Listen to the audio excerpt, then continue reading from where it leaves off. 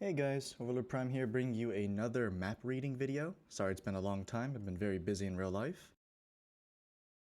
This time I'm going to be bringing a replay from one of my stream games that I felt was actually a pretty good map reading video. And the reason being, this game actually had a very counterintuitive logic near the end. And I figured I'd showcase that because this is something that is very rare in occurrence, but it does happen, and it's one of those things that separates good players from great players in terms of decision making.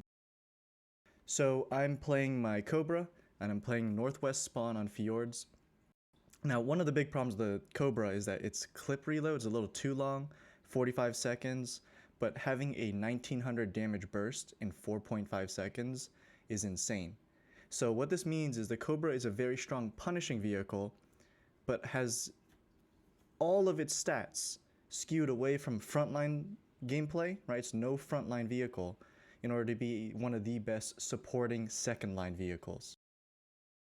Unfortunately, this comes at a major drawback in that the vehicle and playstyle of this tank requires you to stay behind or with an ally pretty much at all times. It's a very easy tank to kill when it's isolated in a 1v1 if you can't kill them, or a 2v1 because you kill one tank and you reload so long, the other tank will just kill you during that reload. So let's begin. So normally, on this type of matchup, you actually want to look at the heavies because you want to know whether or not you can win or hold the south. That's the heavy brawl. So we have a 277 versus 60 TP as our only heavies on both sides. Top tier. It's a very strong lean to the 60 TP, especially because the enemy got the east spawn, which has those hold down ridges. That's a very, very strong defensive side for a 60 TP, which means that we are not going to push easily into that area. So the best case scenario is the enemy stalls. The worst case scenario is we try making a play and lose. So this is definitely an advantage to the enemy side. If you look down, it actually gets worse for us. We have a 5120, because we're looking at the heavy brawl, against their BZ68, T54E1 against a Peugeot 66. Already you can see the issues we have here. They have a hold down monster, a hold down monster, and a hold down monster. 3 hold down heavies versus a 277, which is very fast and pretty solid turret, but a 5120 with awful turret armor and a 54E1 with awful turret armor. So this is already a game that's skewed in the enemy's favor for the South Brawl. For the North Brawl, you don't really care too much. You want to look at the lights. Fortunately, in this case, we have 54 Light, which is really good at brawling, but they have a G-Sword, which is a very solid scout when it comes to that side, because you can play the bushes, and the lightweight doesn't have the camo to really squeeze him out of those positions. So a disadvantage here a little bit, but this map is more brawling than it is scouting, so it's a little fortunate that even though they have a better light, it's a map that doesn't really favor scouting. As for the rest of the matchup, it is still going to be skewed in their favor. A lot of their firepower is going to be like a Foch, a Tortoise, right? And we have a 54 and a 263. It's not really looking good for us, but let's play this out. So normally, the opening you want to have here as a medium tank is going to be very limited. If you have a strong turret that can contest heavy tanks, you would go south, and you would use your gun handling to leverage, against the enemy's cupolas and get free damage. As a Cobra though, my top speed's pretty poor, and I'm trying to use my burst, but the reload's so long I don't get early damage and early punish. So I could go north, but the problem with that is it ends up being a hold down snipe fight, right from C4 all the way up to like A9, which is not good because it's a 1-to-1 trade, and as an autoloader you don't want to be doing that. So the only play I have available to me is realistically going to be G3, G4, holding the corner, trying to punish somebody who climbs up. But again, you're going to see one of the big drawbacks of this vehicle. The reload is so long and the vehicle is so slow that even though I get to the position with my slow speed, I don't get there quickly, and I'm not even loaded when I get there. So just in case you guys don't know, this is one of the stronger positions in the game. If you're a fast tank like a Barras with a good reload, good burst, what you do here is you go to where I am right now, this rock area, and you can see that the TVP is already climbed up. But if you get here quick enough, right, in the first 25 or 30 seconds, you can actually punish this entire road area. I'll see if I can highlight it right here. This entire road right here to right here from this rock corner without being shot by anybody else. That's like 2 to 3 free shots of damage for an autoloader. And it's what I was trying to go for, but I knew I wasn't going to get a fast tank here, so I'm waiting to see if there's a backup.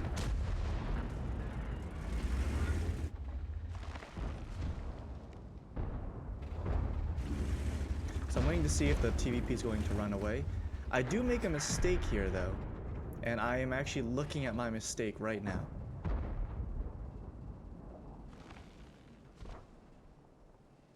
So here is the mistake, and I particularly paused it in this area for a reason. The TVP has just become unspotted right here. And you can see I'm staring right here. And the reason why I'm staring here is because this is actually where a tank going up into this ramp would actually be poking. The design of this rock is actually so low profile that what ends up happening is most mediums and most lights in the game will actually have a cupola stick up because of their turret. And because this is a bush, what usually happens is they'll actually spot right through it and see you. So this becomes an information trade. Now, if their camo isn't high, like they're not maxed out in camo skill with, not great of a crew, you can actually trade spots here. But this becomes a favorable position for the enemy because they can get information, they have camo cover, they also have physical cover, right? Because it's only a cupola shot essentially, or a turret roof. And you're trying to shoot a very, very tiny profile here. This is a very unfavorable position for me. I'm going to give up information for free, and I'm going to have a very small chance at retaliating against the enemy.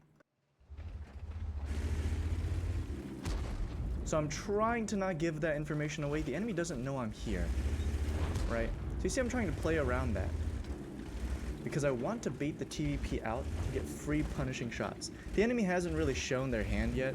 They're not making a very aggressive play. We have a 54 and a 54 lightweight killing their G-Sor, so we have middle control, but north is still empty, which is very bad for us. You can see exactly the mistake there. So he knows I'm here now. The enemy knows where my Cobra is. Again, this is a very threatening vehicle in a defensive position. If I was never spotted and the enemy assumed I was in C4, it might have been better for me. But now that they know I'm here, it's very, very bad. And now that I'm lit, there's no reason for me to try playing the hiding game. I'm just going to go and give myself up. Right? At the point where the enemy knows where you are, you're no longer trying to play the information trading game, right? Because they know I'm here. So all I'm trying to do is trying to see if there's an opportunistic shot I can get here. Unfortunately, this is how this map plays. It is a very defensive and passive map. There's no active play that goes on this. I am worried about tank destroyers being back in E8, which is why I'm not overcommitting and poking. Because even though there aren't really threats nearby that can shoot and trade one-to-one, it's those sniping tanks that can penetrate my turret and punish me. And I don't want to be doing those trades, especially when I can't spot them. See 703 go in. I go for a shot, very poorly aimed in shot, but that's fine. The TVP sees me fire and he tries running away, so I decide to just clip him. This is very opportunistic and very good. Even if I had a fourth shot, aka I didn't miss or didn't fire this on that 703, I doubt I would have landed all four on that TVP. So that's really huge. Putting the TVP at one shot for pretty much most of my team is very, very strong because effectively that's a tier 10 trait. Unfortunately, we're still down. The enemy here now has a very nice position. They have a Char in the north. They have a G-Sor autoloader here. They have an Iron Arnie trying to play this corner here, so they're going to aggro in this middle area while having supporting fire from the north. 703 is playing middle, which is very strong, considering he has a lot of support. A Tortoise, a 4202, a Lorraine. And this is very unfortunate, right? And our south has obviously, as I said, not progressed. And it's mostly because they have a very, very strong hold down lineup and a hold down heavy favored side. So obviously going south is not the right play. I'm just waiting for my reload. I see a 263 going in. He's going to push this 703. This is not a good move if you ever decide to make a play like this. The reason why this move is not good is there's a lot of moving pieces that are going to crumble and jump on top of you. So here's the status, right, in the situation. 4202, Tortoise, Lorraine in the middle. That is about equal, a little bit weaker in my opinion, to the firepower we have here, these four tanks. I'm not going to include myself. But the issue is we have no support against the north, Ajisor, Iron Arnie, and Shar. So effectively the T-54E1 and the Lorraine, while they can support the south, they are going to get punished heavily by the north. So what this means is you have a very delicate lake position from the 263, a very weak high ground position because the 54E1 and the Lorraine will get shot by the north or shot by the tortoise. It's two really bad situations, right? They're stuck between a rock and a hard place because if they go back, they'll get shot by the snipers. If they move forward, they'll get shot by a tortoise. Both don't sound too favorable to me. And now what you have left is a 263 that's effectively isolated in this engagement.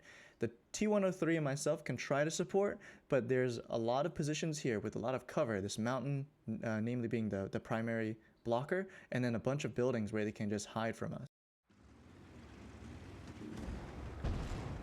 So you can see the issue here. So I'm still waiting for my reload. I don't want to poke out and just sit there for 5 seconds reloading.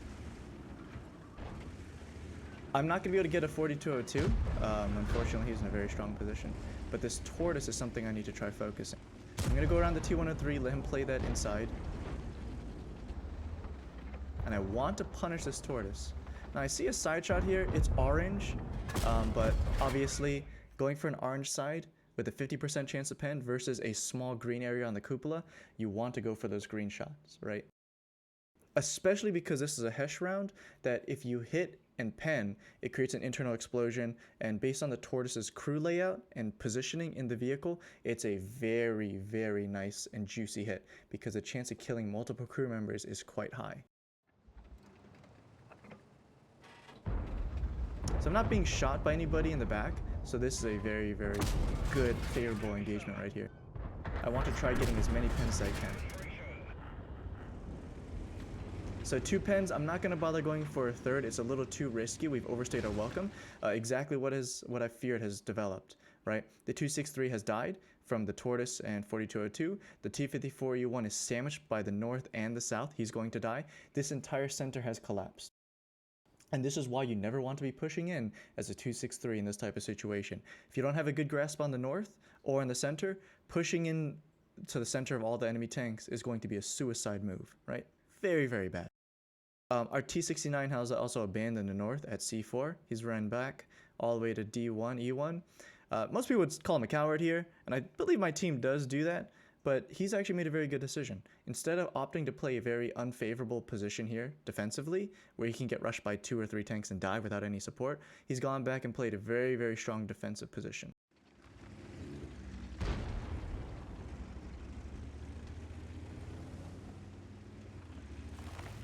So at this point, this is about where we need to make a choice because a Shar just got lit. I want you to look at the minimap and I want you to read and decide how you would play the rest of this game out. Right? Pause the video if you have to, but I'd like to see what you guys think. Right? And just in case you don't know what's happened, is a Shar has been lit in the middle. The Iron Arnie has pushed the center, right? They're going to kill that 54E1 for free, essentially. He's not going to be able to punish them. The 4202 is in the water. The tortoise is in the center, and the Lorraine is in the city backing the tortoise. And somewhere behind all this, there's a Foch. Because the G-Sor hasn't been spotted, there's only 2 real plays he could have made. He's either gone A5 and started going through the northern road to our base because he hasn't been lit by the T-54E1, or he's gone all the way back up to base through A8, A9, down the 0 back and camping their hills. Now, the chance of them going back is very low. There's no pressure we have on the south that would give him easy side shots. The center's not being pressured, right? So realistically, he's gone up the north. He may have gone the center right here, E6, E7 trying to support the 4202 and tortoise, but very unlikely considering how long I was exposed shooting at the tortoise. So already we know there's most likely a threat in the north, we know the center is going to collapse, and we know the enemy has a very strong tank destroyer to work around with a Foch somewhere in the back. Right? And our south is not going to be able to push. We've managed to kill one of their tier 9 heavy holddowns, but we still got 3 tanks and they still have an autoloader, right? The Progetto 66 and a 60 TP that's essentially full HP. So the south is not going to develop anywhere. So what would you do?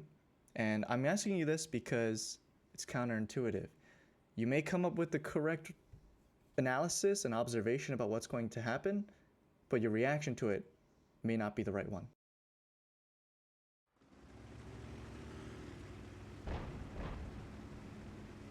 So the G-Sword gets spotted rushing into the T-54E1. And my decision? Camp at this rock. This may be something that makes you scratch your head, because your first thinking and your first observation of this situation or analysis should be that the North is collapsed and it's compromised. A Char, a G-Sword, Iron Arnie, right? These three vehicles, if they don't go middle, they can easily swarm the North and cap out. So the first thing you should think of is caps in danger. We're going to lose by a cap out. The enemy is going to take our base. It's going to be very bad. I need to go back to base. So your first decision here is to go back to base. Now there are strong positions you can take in base. There's going to be D2 in the buildings. There's going to be B2 over here in the rock. B1, B2. There's like a rock up here in this area. And because the T69 is over here, right? I don't know if you can see. He's behind a rock over here. This is an extremely strong position. If you're platooning with someone, a triangular position of B1, E1, and D2 becomes one of the strongest defensive positions that you can use to defend the northwestern corner against an enemy push.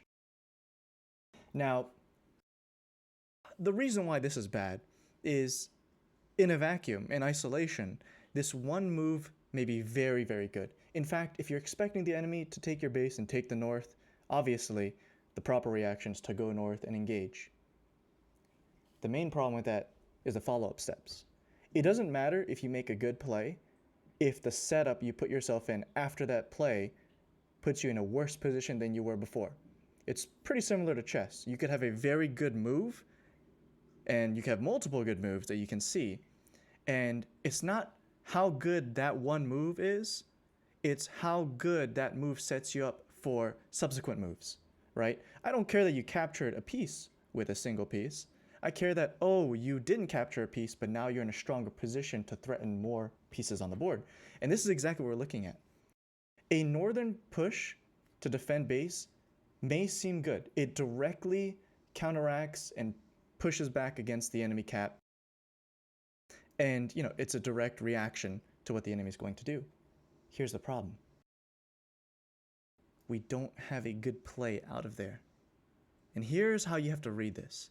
We have a T69 with about 1,000 damage in his clip, right? It's 240 times 4, so it's going to be 960 in a clip. We have me doing just over 1,900 in a clip, and so we can assume that we're both going to clip out fully, right? Assume the best case scenario, and I'm playing a D2 defensive position. If I clip all my shots, and the T69 clips all of his shots, at most we're going to kill 1.5 tanks, 2 if we're very lucky. But then we're stuck on a massive reload. And while we're on that massive reload, we can expect 3 tanks pushing north, maybe 4, which means that even if we kill 2 of those vehicles, we will die. 1 or both of us will die. And the result is, if I die or he dies, it's going to be a defeat. Cap is going to be extremely vulnerable, and we are going to lose. Now, let's say they don't send that many tanks. Then suddenly what ends up happening is we'll punish 1 or 2 tanks, we'll wipe the north, the enemy's firepower, if they're not on north, they're going to be in the center. And the T103, being at 440 HP right now, is going to collapse. So he's going to die.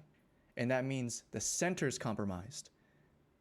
And now this becomes a bad situation, because if the center is compromised, the enemy has a choice of going north or rotating a few of their tanks south.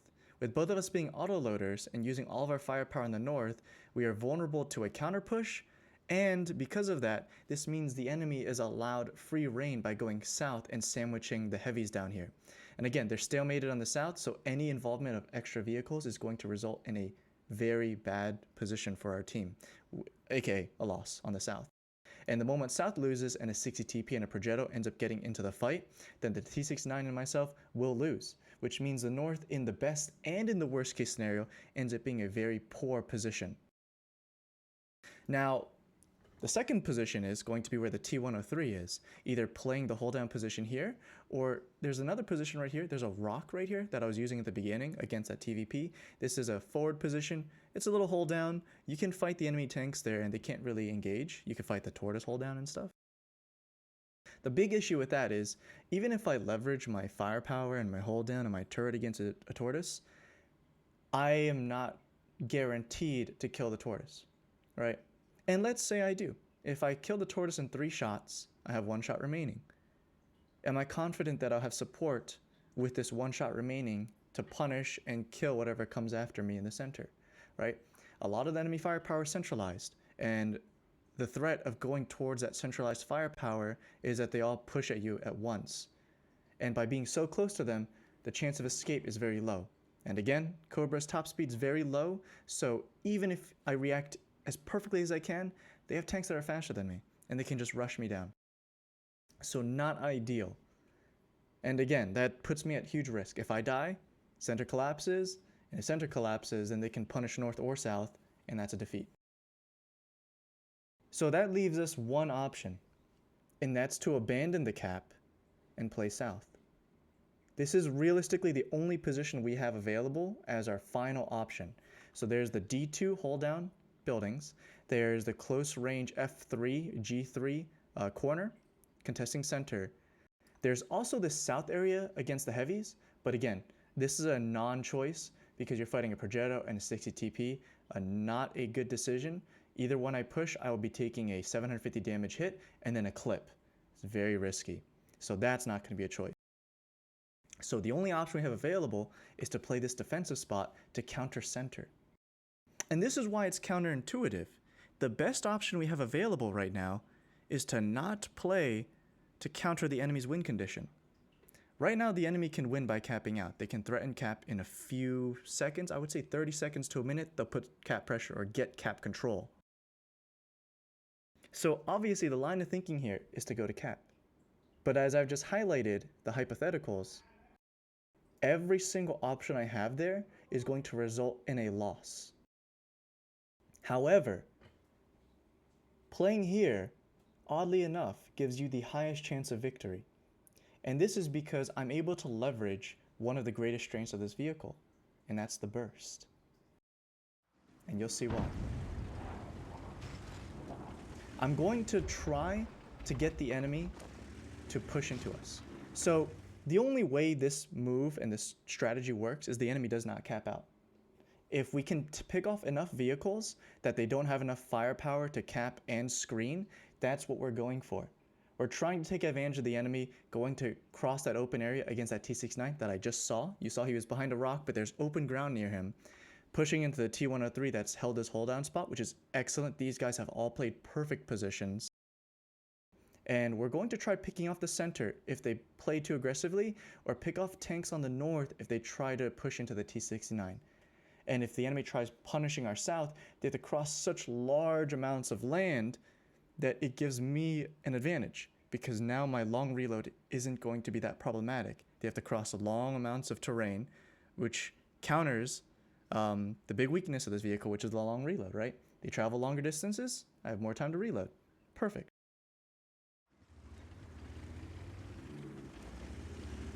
So one of the things you have to observe here is what vehicles on the south can rotate back to help, right?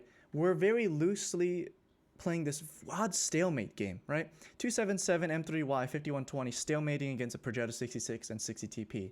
In those type of situations, you want to be able to think about what vehicles can leave without compromising the position as a whole. If we're not pushing, then we're defending. So what vehicles are best for defending in that area? It's going to be your M3Y and 277. The 5120 doesn't have a turret to contest these two vehicles, so he's pretty useless here.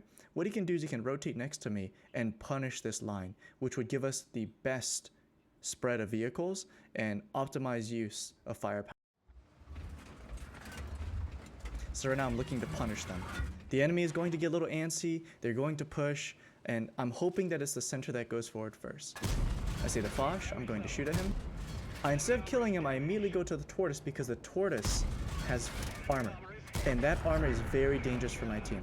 So we've picked off the center tanks, they've overcommitted there first. The 5120 is counter pushing, which is fine. Ideally, you don't want to commit here, and it's why I tell him to fall back. And the reason is, if you're going to commit this way, you have to make sure you go all in the center. Because if the enemy takes D1 and D2, they can punish the entire line here. If they take this position, they can shoot this entire path here, and you're screwed, which means you have to overcommit. Which is why a 5120 in this case should not be committing. He should be coming back to where I am. Otherwise, if he's going to go in, his only play is to commit to a 4202. So the enemy has gotten on cap. They're starting to commit. They don't know our T-69's there yet, and this is why that position's perfect.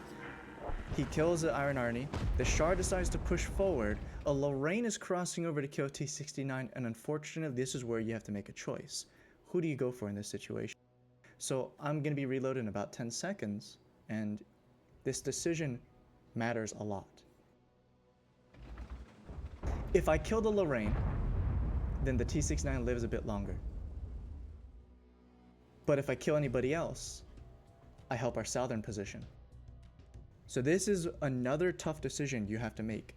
If you kill a Lorraine, you keep this guy alive, and he can continue contesting this area. But again, we are in a very bad spot now.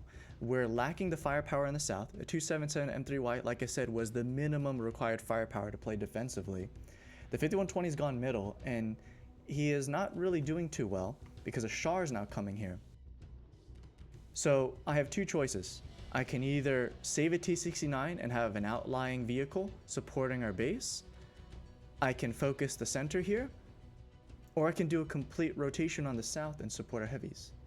And in this case, you have to sacrifice your allies. Again, we're playing around the defensive position on the south. We're trying to push the enemies towards us, trying to take advantage of them going away from our cap and wiping them. So in this case, the biggest threat is going to be the Char as the only vehicle that can actually get close enough to me during my reload. I have to kill him. So I get 3 shots. I'm aiming that last shot to make sure I hit him and kill him.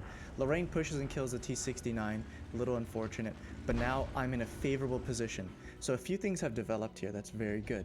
A Lorraine has overcommitted to E1, so he's not on cap. A G-Sor is reloading, and he's not gone on cap either. So we have 2 vehicles that are off cap, and they're very weak. A G-Sor is 1 shot, a Lorraine is 3 shot. So that's actually pretty good. And a 4202 is 1 shot.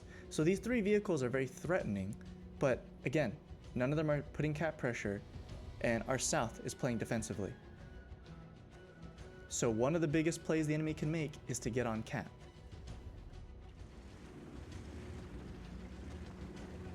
Putting cap pressure right now would be very dangerous for us because it forces me into an aggressive position. And the reason why that's bad for me is a Lorraine is going to be a 3-shot, G-Sor 1-shot, 4202 1-shot, so that's going to require 5 shells, which puts me in a bad situation because this means the priority is going to be these 2 tanks, G-Sor and Lorraine, and not the 4202. Either way, if I try to kill any combination of 2 out of these 3 vehicles, I lose against the 1v1 during my reload. So it's very, very risky if they put 2 tanks on cap and screen, because I won't have time to reload and I won't have time to defend base. Something bad has just happened. Our heavy tank has just died on the south. So one of the plays we have available for this 277 is if he's analyzed that correctly, he will push through and kill the Progetto 66 to prevent the enemy from gathering their firepower and pushing through. That's his only choice that would actually make sense and give us a winning chance. Right now, the longer we spend here, the more time we give that Progetto a full clip, the more time the 277 puts himself in bad positions, right? That's a very, very dangerous situation to be in. Not to mention, we have no control over the other side of the map. The enemy can just as well rotate from F3, F4, or even go all the way in the north side down to the riverbank 5 line. So right now, that is my fear. What I'm doing right now is I'm trying to make sure they're not going here so they don't surprise me. But at the same time, I just saw 277 play aggressively. He's just finished off the Progetto 66, again, the correct move. And now he's 1v1ing a 60 TP. And yet they'd be considering this. What is the one situation that would result in a defeat? The enemy has not capped out, which is excellent. But now, the big threat is if they rotate 1 or 2 tanks to support the 277 fight. This is exactly why I have my front face towards the south. I'm trying to support. I want to make sure I kill this G-Sor. Make sure I don't miss. Check if there's anybody on the road. I'm going to overexpose, and I'm going to immediately go south. In this situation, again, we can't let the 277 die. The 60 TP being as bulky as it is going to get another shot on him, right? So if a second tank coming into the fight would get him killed.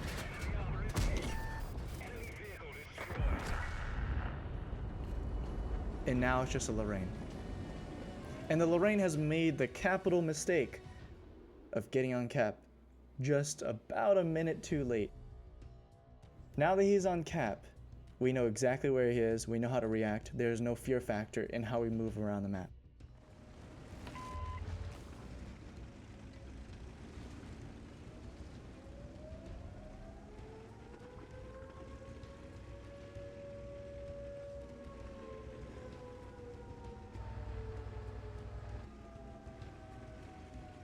Now obviously there's a few plays you can have here. There's two options that a player can make in this position. Okay, you can move at the 277 up the 1-2-3 line, or you can break off onto the right and try to pincer a Lorraine. There's one big risk in the pincer move, and it's something you have to be considering. In the case that you spread around this way, where you go up the 4 line and try to get behind cap on the north side while the 277 pushes south, the big threat is the Lorraine charges the first person he sees. A 277 with only 575 HP will be two-shotted, and that's very risky because it's a potential play for the enemy to push into him, kill him, and then continue running, and I'm not fast enough to really react to that. So one of the risks you take by going high ground is having that scenario play out. The Lorraine charges the 277, kills him, runs south, and it becomes a game of cat and mouse where the enemy has a speed advantage. Alternatively, if you go with the 277, it negates that option, right? The enemy is going to have to rethink, it negates that option. They cannot push and sacrifice himself to kill another vehicle and get away. On top of this, you'll notice that around now, he's put himself in a bad spot. It's pretty much GG. He's in a position where he cannot hide, and if he does try escaping, he's too close to us to get away. He doesn't have the speed to take this outer path and get away from someone cutting close on the inner path. So we see the Lorraine. I go for a free shot of damage. Again, he's only 3-shot. I don't need to worry about wasting a shot as long as I hit the next 3. So you see, again, he's taking this outer path, right? So how you cut this off is you don't follow him on the low ground, you go on the high ground, and this allows you to cover more ground, and you'll see what I do here. I need to cover 2 cases. The first case, he runs far to the north. So you can see I'm getting my turret to spot here immediately. Rather than cutting immediately inside this way, which is, a shorter path, I go a little wide so my turret can spot this and hopefully see him running this way. So I'm going to keep checking this area just in case. I don't see him, he's going the other path, and I just cut him off.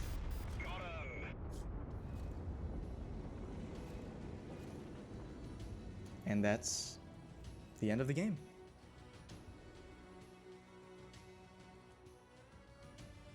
So if we look at the battle report for this game, this is it. 22 shots fired, 20 hits, 19 pens, 7,600 damage. And that is an amazing game. And that is the counterintuitive thought process you have to have sometimes in World of Tanks. It's very uncommon and very unlikely that this type of game would happen to you, but sometimes one of the seemingly worst decisions you can make gives you the highest win chance, even though it doesn't seem like it.